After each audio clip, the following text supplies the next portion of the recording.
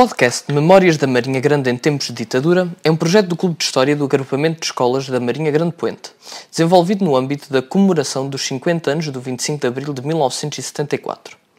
Neste episódio do podcast Memórias da Marinha Grande em Tempos de Ditadura, coube-me a mim, Santiago Pedrosa, aluno do 10º ano, entrevistar o Dr. Cesário Silva, diretor do Agrupamento de Escolas Marinha Grande Poente, o nosso diretor.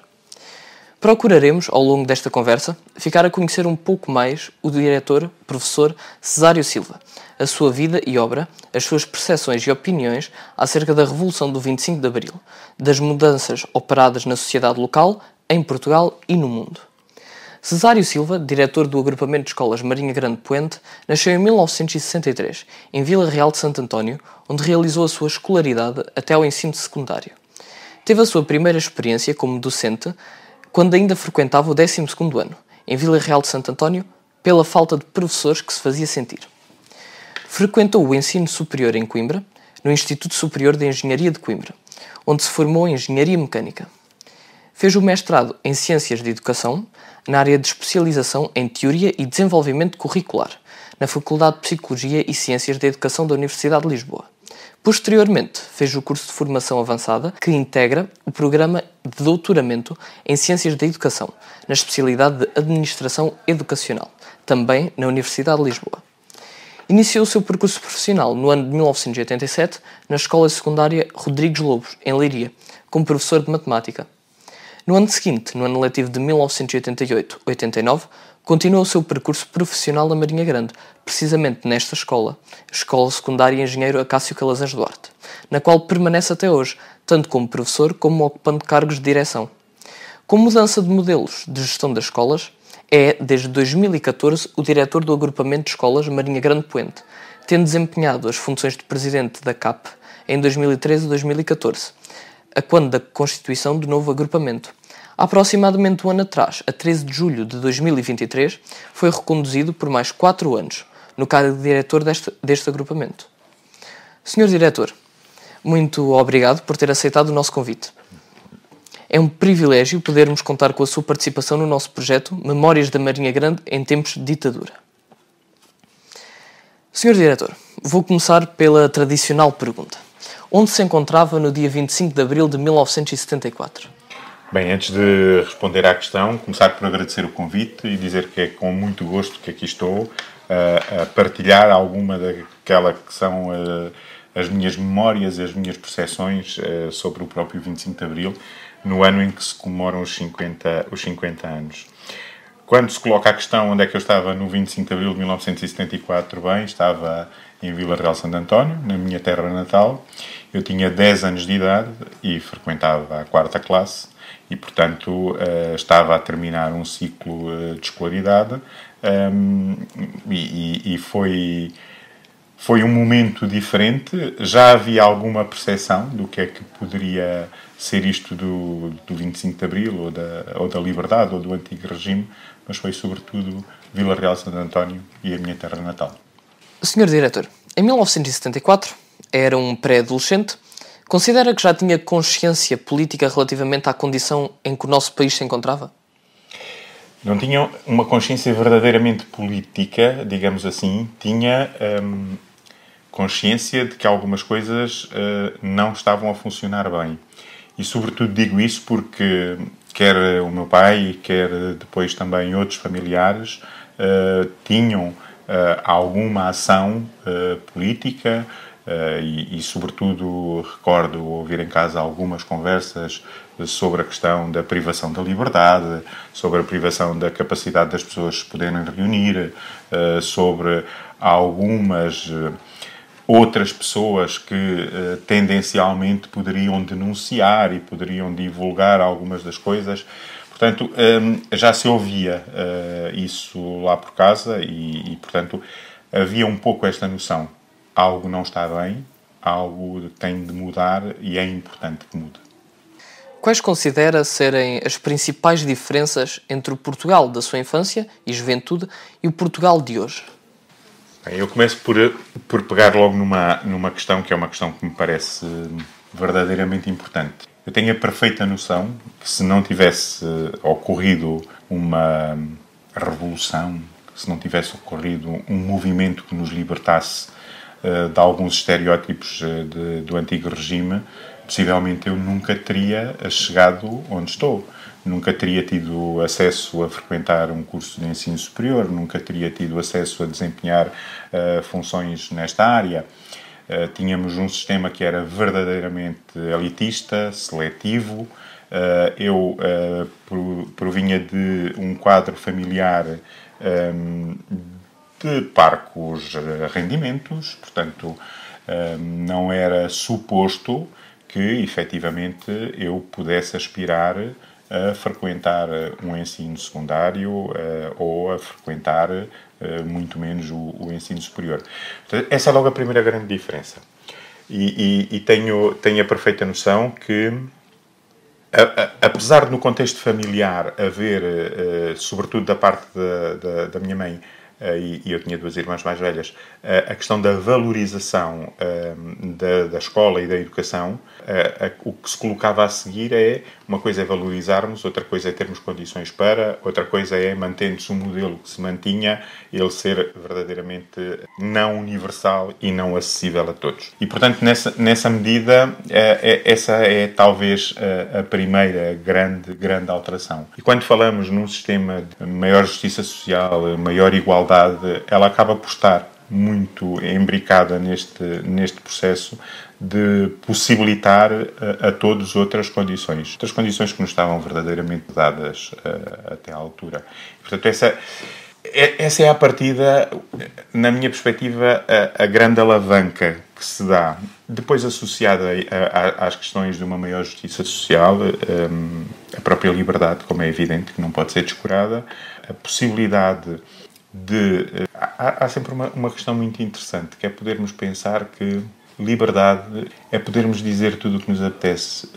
Eu digo que liberdade, para mim, é podermos pensar tudo o que nos apetece e dizer tudo aquilo que interessa aos outros e que pode também ajudar os outros. Liberdade não é dizermos tudo o que nos vai na cabeça. Liberdade é podermos contribuir de forma integrada e social para a melhoria das condições de todos nós. Portanto, acho que é muito por aqui que me encontro nesta visão, sendo que Portugal, nos últimos 50 anos, avançou de uma forma completamente estratosférica, onde a educação é verdadeiramente um dos campos onde mais se avançou, onde atingimos patamares que não são comparáveis com os patamares que tínhamos há muitos anos atrás, e fizemos um percurso muito rápido e quase vertiginoso, sobretudo assente naquilo que foi uma escola pública de qualidade e que permitiu a acessibilidade a todos. Na sua opinião, quais são os principais desafios, a nível político e social, com que nos deparamos nos nossos dias? Bem, essa é uma questão que poderíamos estar aqui agora há muito tempo. Bem, em primeiro lugar, os nossos dias. Os nossos dias são, como eu costumo dizer, são dias em que vivemos numa sociedade que é volátil, que é, sobretudo, uma sociedade vertiginosa, que é, sobretudo, uma sociedade onde a imprevisibilidade está acima de qualquer outro ponto, e onde, neste sistema em que as coisas são rápidas, imprevisíveis, que muitas das vezes não dependem de nós, permitem que outros aproveitem. E esses são talvez os maiores perigos que nós temos atualmente. É termos a percepção de que uma democracia é um processo em permanente construção, que este processo de permanente construção carece de um contributo ativo de todos os cidadãos, mas que nestas situações precisamos entender o que é que às vezes nos ultrapassa e os perigos que podem estar. Quando falo de perigos, falo sobretudo de situações de extremismo, falo sobretudo de situações que voltam a uma palavra que não gosto já de usar, que é de intolerância, quando as pessoas... Mas a verdade é que só se é intolerante porque não se respeita. Porque se respeitasse aquilo e a individualidade de cada uma das pessoas, se calhar nunca teríamos de ser intolerantes e teríamos de ser, sobretudo isso, respeitadores dessa diversidade. E por isso, no quadro atual, temo profundamente que as questões dos extremismos, as questões associadas às guerras que vão pululando por todo este planeta. Estamos muito agarrados a uma guerra que está próxima de nós na Europa, mas temos o Médio Oriente como está, temos a África em situações como está, temos também a Ásia e, portanto, temos que pensar que a verdadeira construção de um Estado democrático passa sobretudo por respeitar esta diversidade, passa por criarmos condições de construirmos uma sociedade socialmente mais justa, de termos mais respeito pelos outros, pela diversidade e sobretudo, sermos capazes de ter aquilo que à escola cabe neste momento como grande tarefa, capazes de contribuir para a construção de um espírito crítico. Ou seja, todos nós, enquanto cidadãos, temos que perceber o que é que nos estão a tentar mostrar ou o que é que nos estão a tentar dar, o que é que isso tem por trás e sermos capazes de perceber aquilo que possa às vezes estar nas entrelinhas, nas situações que em muitas circunstâncias nos pode preocupar e que nos pode conduzir a situações de extremos que não são nada nem positivas nem favoráveis para nenhum de nós. Quais considera terem sido as principais conquistas de Abril para o nosso país? Desde logo o podermos pensar que Abril traz um corte entre um regime que reprimia, entre um regime que impedia as pessoas de serem livres, entre um regime que calava e silenciava as vozes discordantes, para termos passado para um sistema democrático onde as pessoas tiveram capacidade para se poder exprimir, para poder exercer o direito de escolha, poder votar, que é tão importante. E hoje em dia, quando todos nós falamos que há elevadas taxas de abstenção em populações mais jovens, temos que combater esse processo, sobretudo através da informação. E muitas vezes não é esta frase feita, se não escolhes, os outros escolhem por ti. O problema não é esse, é que se não escolhes, podes nunca mais vir a ter oportunidade de escolha. Isto é que está aqui, ou seja, se não exercemos um direito que é simultaneamente um dever, então também nos expomos a que nos retirem o direito e que não pensemos que ele foi um dever. E, portanto, aqui é fundamental pensarmos que numa sociedade que se quer livre, responsável, com uma cidadania mais participativa, mais ativa e, sobretudo, numa sociedade mais equitativa, então temos que trabalhar todos em conjunto e encontrar aqui as estratégias para melhorar. Portanto, neste domínio, o 25 de Abril trouxe-nos essas coisas boas. Trouxe-nos as coisas boas da educação. Trouxe-nos um acesso à educação de uma forma muito menos segregadora e muito menos elitista, como era hábito. Passámos a ter um sistema que foi muito mais universal.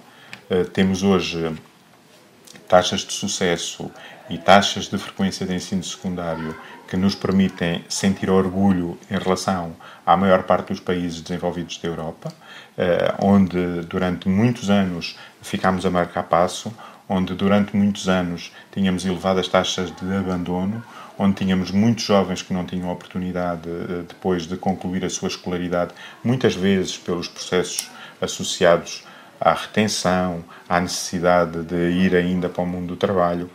E isto faz-me sempre pensar, a revolução foi feita, mas a democracia tem que ser plenamente construída, diariamente construída e alimentada, sobretudo. E, portanto, nesse sentido, precisamos cada vez mais trabalhar em prol de todos os jovens na escola, valorizar a educação, valorizar a cultura e sobretudo, termos a perfeita noção de que um país só será economicamente desenvolvido se tiver força de trabalho altamente qualificada. E não temos que ter vergonha nenhuma quando já vamos ouvindo, infelizmente, que não precisamos ter tantos jovens no ensino superior. Precisamos cada vez mais ter jovens no ensino superior, precisamos que cada vez mais os jovens possam reforçar aquilo que é o seu know-how, o seu conhecimento, e que esse conhecimento possa ser depois traduzido em melhoria do país, ou, não sendo possível aqui, porque infelizmente nem sempre é possível a manutenção dos jovens no seu próprio país, que seja em prol do desenvolvimento social da humanidade. E, portanto, nesse aspecto, esse foi outro dos pontos que me parece fundamental. Diria que houve outro também, porque até acabam por ser duas questões que estão sempre muito associadas e muito próximas, a educação e a saúde. A saúde foi outro dos aspectos em que sentimos, e 50 anos depois, praticamente 50 anos, porque o Sistema Nacional de Saúde ainda não tem 50 anos, mas durante este tempo percebemos que o Serviço Nacional de Saúde tem cumprido, em grande medida, com aquilo que era o seu objetivo primordial, que era poder estar disponível e acessível a todas as pessoas que dele precisam ou precisassem.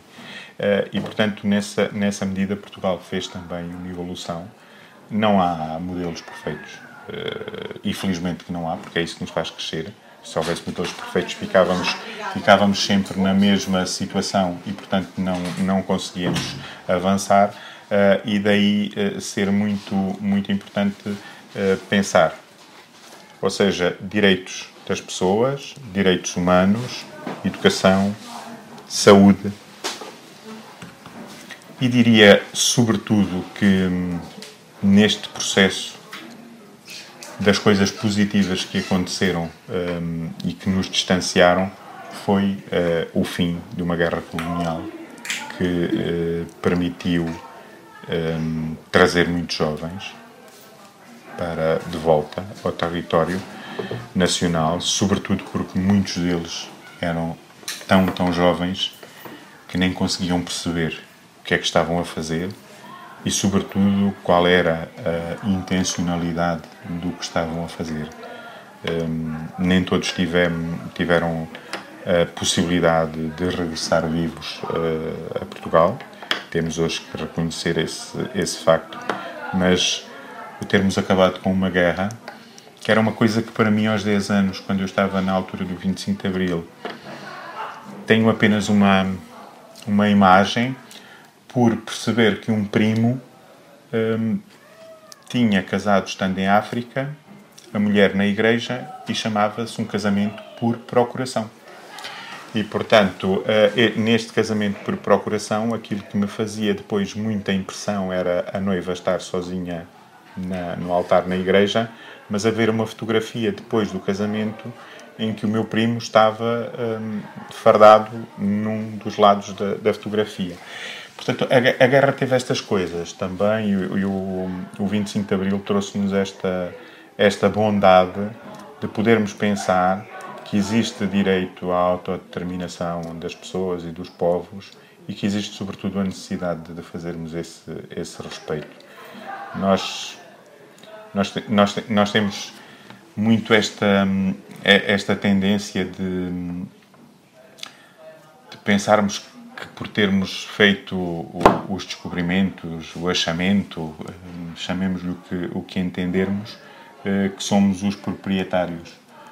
Nós não somos proprietários nem donos de nada. O território pertence a quem o habita, o território pertence a quem dele dá um melhor uso e, sobretudo, que o põe ao serviço também dos outros e de todos os que naquele espaço vivem.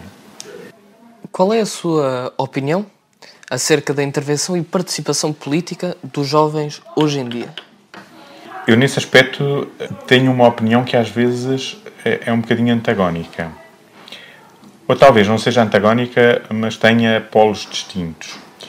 Eu sinto que há um número significativo de jovens, neste momento, cada vez mais sensibilizados para as questões da política, sem termos necessariamente que associar política a partidarismo.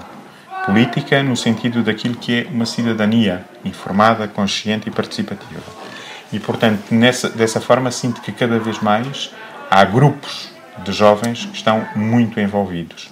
Ao mesmo tempo que, depois, por oposição, temos grupos de jovens que estão quase que aliados deste processo e, sobretudo, onde os níveis de informação são níveis muito, muito baixos, onde as próprias fontes de informação são fontes que não estão validadas, que aquilo que lemos no instante, quando abrimos um telemóvel, nem sempre tem necessariamente que corresponder à verdade.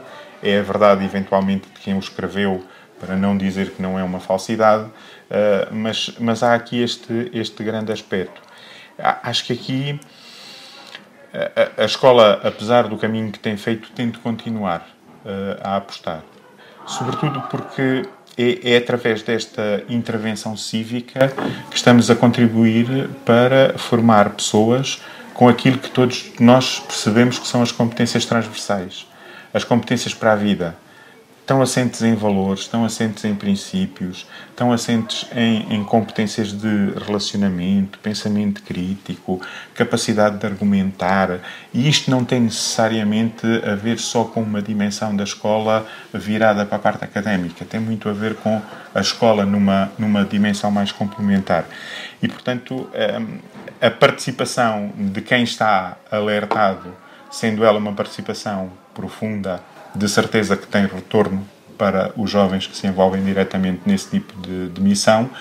Para os outros, eventualmente, eles nem sequer têm a percepção de que estão a perder a possibilidade de participar, de interagir e, sobretudo, de fazer com que a sua voz seja ouvida. Nos espaços das escolas, cada vez mais, nós sentimos a necessidade de dar voz aos alunos, da mesma forma que temos que dar voz aos professores, voz aos pais encarregados de educação, voz aos nossos assistentes operacionais, assistentes técnicos e a todas as pessoas que integram a comunidade. Mas a grande questão é que nós não podemos dar a voz só como uma questão retórica, ou seja, porque está na moda dar a voz. O dar a voz a estas pessoas exige, do outro lado, uma escuta ativa e exige, sobretudo, que o outro lado possa, em negociação, em diálogo, perceber que há contributos que são importantes para os espaços e que devem ser aproveitados, porque deste processo resulta uma maior vontade de poder interagir, porque se das coisas que eu digo, se da minha participação há alterações no funcionamento, há melhorias que se introduzem, então eu vou querer participar mais. Se for só de uma forma retórica, não chega, não basta. É aquilo que nós costumamos dizer, cumprir um calendário. Isso não chega. Precisamos de uma participação muito mais além disso. Considera que a escola pública está em risco? Oh, Santiago, isso é uma pergunta quase de 1 milhão. Ou por outra resposta. Eu quero acreditar que não. Quero acreditar que não, porque, como já disse ao longo desta nossa conversa, a escola pública tem e espero que continue a ter muito este papel ativo na formação de jovens e de cidadãos. Aquilo que entendermos que a escola pública pode ser, é aquilo que a sociedade também terá de decidir. E estas decisões não podem ser decisões unilaterais de forças políticas. Não, isto é uma defesa social. Ou seja, porque é que eu defendo uma escola pública? Eu defendo uma escola pública porque a escola pública me poderá permitir aceder a muitas outras coisas. Me poderá permitir fazer com que, através da educação e da formação, a escola seja um elevador social. E seja, sobretudo, através da educação e da formação, que vamos impedir que haja processos de reprodução social. Na altura do antes do 25 de Abril e ainda alguns anos após o 25 de Abril, poderíamos ter muito a noção de que o filho do padeiro tinha de ser padeiro, que o filho do pintor tinha de ser pintor, que o filho do médico tinha de ser médico. Esses são os tais mecanismos de reprodução social que nós não queremos mais, porque queremos que cada pessoa, cada indivíduo, cada ser humano possa ter a possibilidade de desenvolver o seu percurso académico e, sobretudo, de valorizar a profissão que gostaria de ter e o contributo para a sociedade que gostaria de dar. Aqui, a única coisa que eu temo e que talvez, até por força da minha proveniência social, é sempre que tenho esta hipótese de dizer aos jovens, às vezes de estratos socioeconómicos menos favorecidos, dizer-lhes uma coisa tão simples: aproveitem a escola, aproveitem a formação, porque através deste processo poderão ter portas abertas que de outra maneira nunca as terão. Portanto, percebo que para agregados familiares, para jovens socialmente mais desfavorecidos, a luta tenha de ser maior. Mas existem alguns mecanismos de compensação que os podem ajudar e que, se eles os souberem aproveitar, poderão, garantidamente numa escola pública, aceder a níveis de desenvolvimento muito próximos daqueles que os outros, que têm mais condições sociais, o fazem também. Exercendo o cargo de diretor de uma escola e de professor toda a sua vida, tem com certeza uma visão privilegiada das mudanças operadas nos jovens ao longo de várias gerações. São significativas as mudanças verificadas, ou nos jovens, são sempre jovens, com as suas características em qualquer época? Eu acho que há coisas que se mantêm. Há traços que são comuns e vou dizer aqui uma coisa que digo às vezes em jeito de brincadeira. Para os jovens que vivem, e quando colocas a questão do ponto de vista de professor, e situando-me aqui na dimensão da educação, eu tenho sempre esta percepção. Independentemente da idade, do ciclo de estudos, possamos ser jovens, crianças ou adultos, há uma condição de aluno que é sempre vivenciada. Eu próprio, quando fiz o meu mestrado, voltei a vivenciar a minha condição de aluno. Quando participei na minha formação avançada, voltei a vivenciar essa condição e, portanto, eu acho que há alguns traços que são comuns. Agora, há outras coisas que mudaram, claramente. E mudaram, sobretudo, nesta questão. Ao longo do tempo, tivemos aqui alguma menor valorização daquilo que possa ser a educação. Se após o 25 de Abril nós sentimos, e porque vínhamos nesta situação de por nem toda a gente ter acesso, por nem toda a gente poder usufruir, a educação era valorizada de uma forma, temos depois uma fase mais à frente em que a educação, vou fazer aqui um parênteses, se há muitos anos atrás a educação tinha como foco e papel principal promover um processo de socialização e, sobretudo, de aprendizagem entre pares, hoje em dia a sociedade vê muito a escola não com esta função de socialização, mas muito com uma função que nós chamamos e apelidamos de função de guarda. Ou seja, a escola acolhe os meninos e fica com os meninos e com os jovens e com as meninas durante aquele período de tempo e estamos todos, enquanto pais e famílias, descansados. E esta dimensão de, às vezes, não darmos tanto valor àquilo que é aprendizagem, a formação, a aquisição de competências para a vida, faz com que a própria sociedade encare eventualmente a escola de hoje de uma forma que não é aquela em que nós trabalhamos. Nós trabalhamos muito mais em prol de ir muito mais além daquilo que possa ser só a parte académica, de ir muito mais além em dimensões como o desporto, como a cultura, como a parte científica. E é isto que faz de nós pessoas diferentes.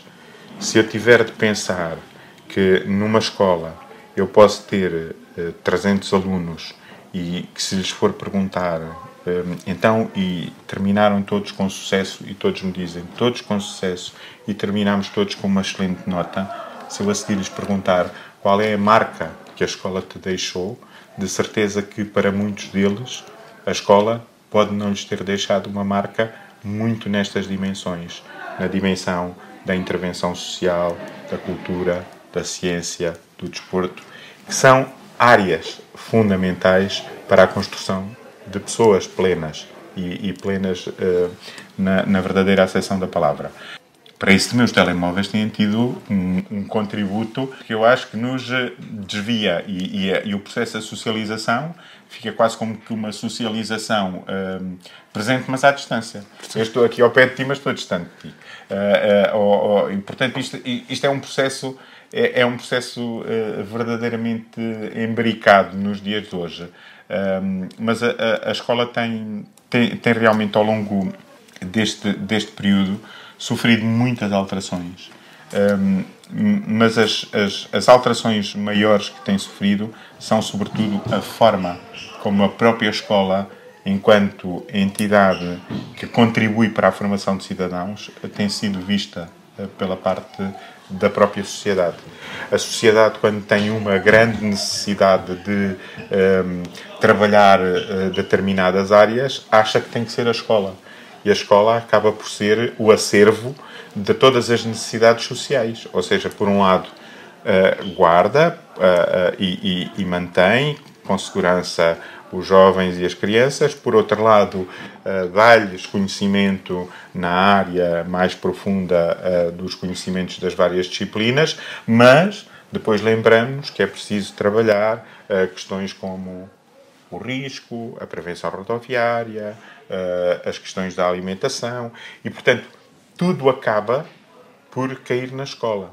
E a escola trabalha essas áreas todas, mas a escola não pode trabalhar isso de uma forma isolada. E esse tem sido o grande avanço que a escola tem feito também em termos de alteração. É cada vez mais estar disponível para interagir com a própria comunidade e com o território. As escolas não são ilhas. As escolas sozinhas não conseguem fazer. E, portanto, quando em muitas circunstâncias nos valemos, digamos assim, e estabelecemos estas parcerias com as entidades e instituições do território, estamos, sobretudo, a dizer que sozinhos não conseguimos e que precisamos de alavancar estes processos de disseminar competências e conhecimentos noutras áreas, mas que eles também têm que vir com apoio do território e da comunidade onde estamos. E nesse sentido, a escola fez essa grande evolução. Deixou de ser este espaço fechado e passou a ser o espaço aberto e um espaço permeável à própria comunidade. Existe muito esta percepção. A escola tem uma missão, mas também tem uma função social e também se dá ao território e à sociedade. A própria sociedade também tem que nos dar algumas coisas. E, por exemplo, é fundamental e é um exemplo muito palpável quando pensamos nos nossos alunos dos cursos profissionais, onde anualmente, 205, este ano são cerca de 260 alunos que vão estar a realizar estágios em mais de 100 empresas. Portanto, não seria possível concretizar este desidrato da formação se não tivéssemos estes parceiros exteriores. Estes parceiros são fundamentais. E em muitas circunstâncias, quando às vezes as pessoas me dizem bem, mas as empresas têm esta preocupação, porque podem... As empresas têm que ter essa preocupação, mas também têm que ter a percepção que é uma função social. Todos nós temos uma função social e quando nos desafiam a fazer esta formação em contexto de trabalho é porque é importante para os jovens adquirirem estas competências em contexto real, mas é importante para as empresas perceberem também quais são as competências que estes jovens vão tendo e, sobretudo, entre outro tipo de socialização e entre outro tipo de relações interpessoais, nós podemos aprender e, sobretudo, desenvolver aquilo que é as nossas, como se diz hoje, soft skill, para nos fazer melhores pessoas. Portanto, acho que a escola tem feito muito este processo de avanço. São processos que, quando olhamos, às vezes parece que são pequenos avanços, mas que quando temos a noção cronológica deste friso de 50 anos, percebemos que foram avanços completamente vertiginosos e, sobretudo, requerendo uma adaptabilidade muito grande por parte dos próprios profissionais de educação, requerendo uma adaptabilidade também muito grande por parte dos alunos, que são quem em primeira instância também está nas escolas, e, portanto, acho que aí temos um processo, que é um processo que tem paulatinamente levado a avanços. Quando há 10 anos atrás implementámos uma escolaridade obrigatória de 12 anos e saímos de um sistema de 9, todos tínhamos uma preocupação. E era uma preocupação que não se veio a confirmar, felizmente, e sobretudo teve um impacto positivo. A nossa grande preocupação era poder pensar que, ao avançarmos com o alargamento de uma escolaridade que era obrigatória de 9 anos, ou do 9º ano, para o 12º, poderíamos, perante uma franja de jovens que não concluísse o ensino secundário, deixá-los ainda socialmente mais afastados. Porque uma coisa era termos muito poucos já que abandonavam seu 9º ano, eram números muito pouco significativos, mas ao alargarmos a escolaridade, tememos que pudessem ficar números maiores de jovens sem concluir o ensino secundário. Logo, teria como primeira consequência que estes jovens, à entrada no mercado de trabalho, não fossem detentores de escolaridade obrigatória. E isso não se veio a verificar. E isso não se veio a verificar porque houve um esforço muito grande por parte de todas as escolas e todos percebemos que era uma missão levar a que os nossos alunos tivessem de permanecer até aos 18 anos, mas, sobretudo, todos nós deixámos muito cair na nossa cabeça que era até aos 18 anos. Não. 12º ano. Ensino secundário e ensino secundário completo. Daí haver uma arquitetura bem estruturada e delineada ao nível do sistema educativo que permite, em muitas situações, sempre que é necessário, ter propostas remediadoras que permitam que alguns destes jovens que eventualmente em tempo normal não concluíram o seu ensino secundário que o possam vir a fazer. E hoje em dia, cada vez mais, podemos dizer que ultrapassamos largamente o rácio dos 90% de jovens com o ensino secundário completo, o que era uma coisa impensável há 10, 15 anos atrás. Considera que a escola, enquanto instituição, está a formar devidamente os jovens para os desafios do futuro? Santiago, os desafios do futuro. O futuro é aquilo que eu te disse há bocado. São as sociedades e as mudanças vertiginosas, a volatilidade, a imprevisibilidade. Eu acho que nós temos, sobretudo, a preocupação de formar com os olhos no futuro. E sobretudo, perceber que temos que nos desafiar a levar-vos, a vocês enquanto alunos, a poderem sair da escola com a mochila dos conhecimentos, das capacidades, das atitudes, que no fundo se traduz nas competências, o mais carregado possível. Nem toda a gente vai levar a mochila cheia, ou nem todos levam a mochila igualmente cheia ou cheia da mesma forma. Aquilo que nós queremos é que à saída da escola todos levem a sua mochila o mais carregado possível, porque isto quer dizer que aproveitaram o máximo que a escola lhes pôde dar para a sua formação. Sobre aquilo que depois vai acontecer, nós temos que estar preparados para cada vez mais sermos capazes de adquirir competências em sistemas de autoformação, portanto, termos capacidade crítica de aprender. Temos cada vez mais que pensar que o trabalho é para ser realizado em grande medida de forma colaborativa, entre pessoas e entre equipas que até podem complementar-se entre si do ponto de vista daquilo que são os conhecimentos. Queremos, sobretudo, pensar que a escola que prepara para o futuro é a escola que vos vai mostrando que esta evolução é uma evolução permanente e sobretudo, que este gosto por aprendermos e por irmos mais longe tem de ser cultivado e estruturado. Portanto, nessa medida, eu acho que a escola vai abrindo os horizontes. Há sempre um delay entre aquilo que é a formação no dia de hoje e aquilo que são os desafios da sociedade no dia de hoje. Esta diferença é normal. A escola não é uma fábrica que reproduza peças em que eu possa dizer que, e estamos na Marinha, fiz o molde demorou 6 semanas a fazer e que daqui a 3 meses eu tenho um produto no mercado. Não, estamos a trabalhar com pessoas e as pessoas precisam de tempo para a sua formação. Agora, esta formação tem que ser, sobretudo, uma formação que aposte na diversidade, que aposte na flexibilidade, que aposte no respeito por aquilo que cada um é capaz, na equidade e fazer com que cada uma destas pessoas que passa pela escola possa levar a escola dentro de si e levar o máximo que a escola lhe pode dar e o máximo que a escola lhe pode proporcionar. Daí eu valorizar tanto aquilo que são as atividades de natureza extra-sala de aula, porque são aulas na mesma, porque são formas de aprender na mesma. Nós, hoje em dia, temos uma sociedade onde grande parte das aprendizagens não se faz exclusivamente na escola. Há aprendizagens que nós podemos fazer noutros contextos e noutras situações. E daí termos esse processo em vigor. Exercendo funções de chefia há já tantos anos, não sente saudades de dar aulas, de ser apenas um professor?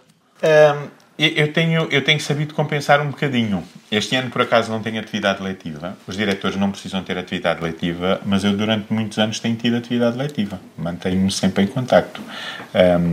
E vou fazendo coisas diferentes, porque me dá prazer também o desafiar-me a mim próprio e, sobretudo, colocar-me em muitas circunstâncias no papel do outro. E, portanto, ao longo destes anos em que estou como diretor, quando iniciámos o plano de inovação no segundo ciclo, ali na Guilherme Stephens, em 16-17, mas depois teve o primeiro ano de operacionalização em 17-18, eu fui um dos professores que fui lecionar a oficina de projetos, porque sentia que se estava ligado a uma proposta e se acreditava que aquela proposta como oficina de projetos podia ser muito importante para estruturar a dimensão transversal do currículo e, sobretudo, que permitisse cruzar conhecimentos de diferentes áreas, então fazia-me muito bem lá estar para que as coisas pudessem também ser sentidas por mim e percebermos até que ponto aquela estratégia que estávamos a implementar era uma estratégia com impacto positivo. Depois disso, já tenho dado vários anos aulas aos meus alunos dos cursos profissionais, porque sendo eu de Engenharia Mecânica, que é a minha formação inicial, e estando no grupo da área da mecânica, e, portanto, sou professor das áreas tecnológicas e, portanto, de vez em quando tenho turma do profissional de mecânica. Também já tive um outro desafio, que foi ficar um ano com os alunos de gestão desportiva, do curso profissional de gestão desportiva, e era eu que era o responsável pela PAP, enquanto diretor. E, portanto, tinha depois outros professores que coadjuvavam esta minha missão, mas, sobretudo, fui eu que assumi. Também já aconteceu ser professor nos cursos de educação e formação de adultos, e, portanto, era eu o último professor que saía daqui às sextas-feiras à noite, com a turma dos cursos CEFA. Sobretudo em áreas que me desafiam, mas com uma coisa que para mim é muito importante. Não é possível, mas isso é uma característica minha. Não faço nem juízos de valor, nem me ponho em sítio nenhum por ter esta atitude. Verdadeiramente eu sinto muito a falta de estar dentro da sala de aula. E, portanto, sempre que posso estou.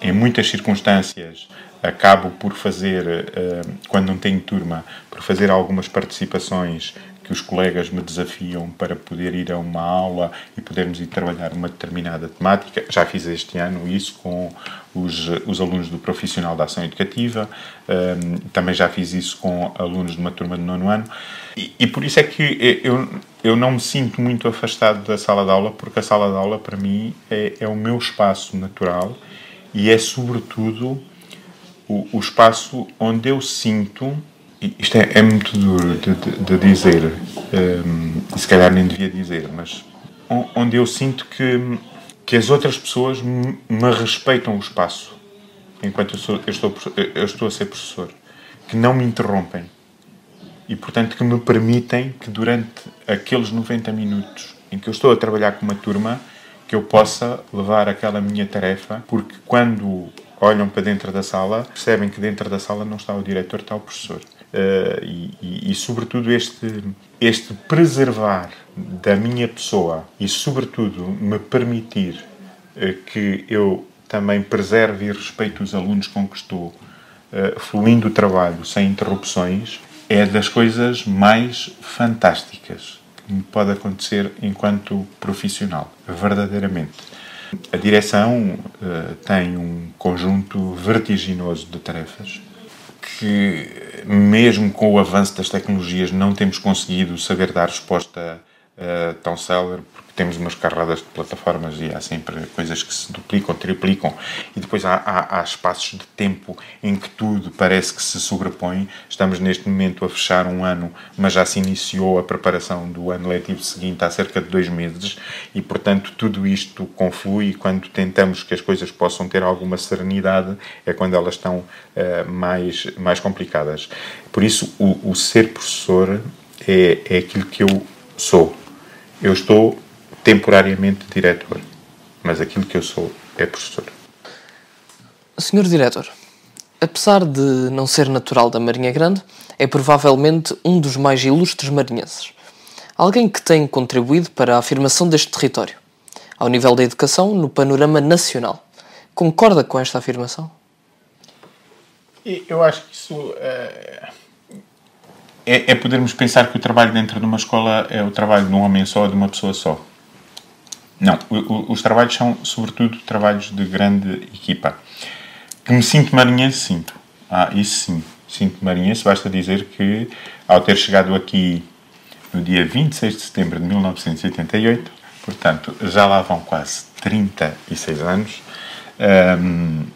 sinto-me verdadeiramente marinhense, com 2 filhas que, mesmo tendo nascido em Coimbra, fiz questão de que elas pudessem ser registadas como naturais da Marinha Grande. E, portanto, sem aqueles estereótipos de que a Marinha é mesmo muito grande. E é sobretudo uma cidade onde o trabalho é uma das marcas identitárias do povo desta terra. Se me considero uma pessoa que tenha uma marca identitária, não, a marca identitária talvez é aquela que mesmo para os meus colegas de direção e para os professores da escola se transforma às vezes quase num pesadelo, que é a minha quase incapacidade de dizer não. Portanto, eu mesmo com esta idade ainda não aprendi a dizer não. Às vezes tenho que me pôr a pensar e dizer assim, bem, mas isto vai acarretar mais um acréscimo de trabalho, e este trabalho não é só para mim, portanto, porque era aquilo que eu dizia, isto é um trabalho de equipa e é um trabalho com equipas muito grandes, porque os professores são uma fonte de riqueza para a complementaridade e os alunos igualmente. Agora, que digo que nunca me pus na posição de esperar que as coisas acontecessem, não. Que podermos avançar e podermos ter aqui alguma capacidade de inovação, sim.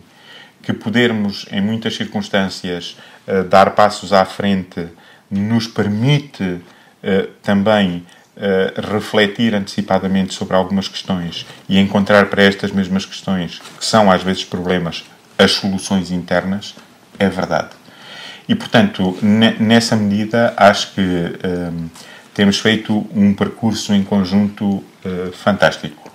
E não é menos importante dizer que o grande desafio que aconteceu em 2013, quando iniciámos o processo de agregação e a constituição do novo agrupamento, que aconteceu em abril de 2013, que juntou a escola secundária, Calazans Duarte, que só tinha 3º ciclo e secundário. Portanto, eu vinha desde 2009 a 2013 enquanto diretor só desta unidade orgânica, uma escola que tinha sensivelmente 1.300, 1.400 alunos, andava muito por aqui, e de repente somos desafiados a fazer um processo de agregação com o agrupamento Guilherme Stephens, que tem desde a educação pré-escolar e tinha até o 9º ano, portanto, com estes vários níveis de ensino que a educação pré-escolar, o 1º ciclo, o 2º ciclo, eu não dominava tão bem, pese embora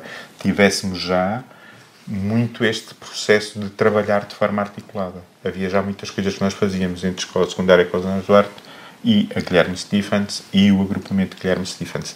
Por isso quase que foi um processo natural, mas não deixou de ser claramente desafiador. E este processo que que foi um processo natural e que aconteceu com a constituição da Comissão Administrativa Provisória no ano letivo 13-14, e depois eu acabo por ficar diretor em 2014, mas fiquei diretor mantendo pessoas da estrutura da direção da Guilherme Stephens enquanto agrupamento. O caso do professor Mário, o caso da professora Fernanda, o que também me trouxe esta questão fundamental e que valida aquilo que eu digo, que isto não é produto nem trabalho de uma pessoa única. O trabalho é da equipa e, sobretudo, eles também traziam este know-how para partilhar, da mesma forma que nós partilhamos aqui o know-how daquilo que era o ensino secundário, o ensino profissional, a educação e a formação de adultos e todas estas dimensões. Por isso, quando às vezes as pessoas me dizem às vezes os professores trabalham tanto e não são reconhecidos ou não são socialmente reconhecidos ou verdadeiramente recompensados. Aquilo que eu costumo dizer é que a verdadeira recompensa de cada um de nós enquanto profissional de educação é ver que os nossos alunos chegam mais longe, ver que os nossos alunos encontram na escola um espaço de bem-estar, um espaço onde são felizes, um espaço onde fazem aprendizagens, um espaço onde adquirem competências para a vida e onde, mais tarde, mesmo alguns daqueles a quem eu tive que dar alguns ralhetes ao longo do seu processo, passam pela escola e dizem assim: ó professor, é só para dizer obrigado que a coisa funcionou bem. E este obrigado vale mais que muitos milhões de outros reconhecimentos. Este é o obrigado que nos faz sentir que podemos ter um papel positivo na vida das pessoas pelas quais passamos, da mesma forma que estas mesmas pessoas nos fizeram crescer enquanto pessoas e enquanto profissionais. E a educação é sobretudo isto, é sobretudo este ato simbiótico, é dar e receber sem estarmos preocupados com outras dimensões. E os professores conseguem fazer isso de uma forma brutal, separando águas e, sobretudo, pensando que à nossa frente estão jovens, estão crianças e que nós podemos contribuir para a melhoria da vida deles. Este é o melhor agradecimento que temos. Muito obrigado pela partilha que connosco realizou. Considero ter sido uma honra e um privilégio ter realizado esta entrevista. Permitiu-nos ficar a conhecer um pouco melhor quer a figura do diretor de agrupamento de escolas de Marinha Grande Poente, quer o homem por detrás do cargo. Obrigado. Obrigado, Santiago. Foi um gosto.